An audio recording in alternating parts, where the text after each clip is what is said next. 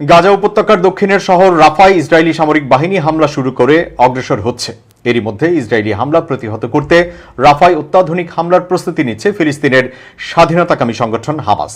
শনিবার কাতার ভিত্তিক সংবাদ মাধ্যম আল জাজিরার এক প্রতিবেদনে এই তথ্য জানানো হয়েছে। প্রতিবেদনে বলা হয়, যুদ্ধ পর্যবেক্ষকদের তথ্য মতে রাফাতে অগ্রসর হওয়া ইসরায়েলি বাহিনীর বিরুদ্ধে ফিলিস্তিনি যোদ্ধাদের দ্বারা শুরু করা অত্যাধুনিক আক্রমণ প্রমাণ করে যে হামাস স্থল আক্রমণ প্রতিহতের জন্য আগাম প্রস্তুতি নিয়েছে।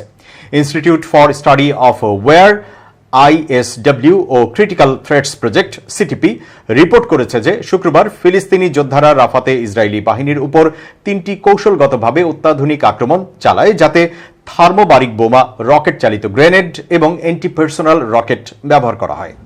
ISW ও সিটিপি নামে দুটি মার্কিন থিঙ্ক ট্যাঙ্কের প্রতিবেদন অনুসারে হামাস বাহিনী ও সহযোদ্ধারা শুক্রবার পূর্ব রাফাতে ইসরায়েলি সৈন্যদের উপর 18টি হামলা চালায়। থিঙ্ক ট্যাঙ্কগুলো বলছে, হামাস যে আক্রমণ চালিয়েছে তার জন্য পরিকল্পনা, সমন্বয় ও সংগঠনের প্রয়োজন।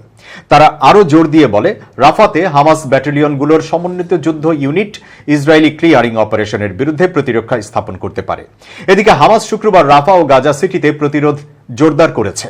তাদের পাল্টা আক্রমণে অন্তত 4 ইসরায়েলি সৈন্য নিহত হয়েছে এবং আরও কয়েকজন আহত হয়েছে। হামাসের সামরিক শাখা আল কাসাম ব্রিগেডের যুদ্ধক্ষেত্রের সর্বশেষ তথ্যে জানিয়েছে, তারা ইসরায়েলি সৈন্যদের উপর গুপ্ত হামলা চালিয়েছে। তারা অ্যান্ট আর্মার ক্ষেপণাস্ত্র এবং বেশ কয়েকটি স্বল্প পাল্লার রকেট দিয়ে তাদের উপর হামলা চালানোর কথা জানিয়েছে। ইসরায়েলি সামরিক বাহিনী শুক্রবার সকালে জানায়, তাদের সৈন্যরা রাফায় হাতাহাতি যুদ্ধ করছে।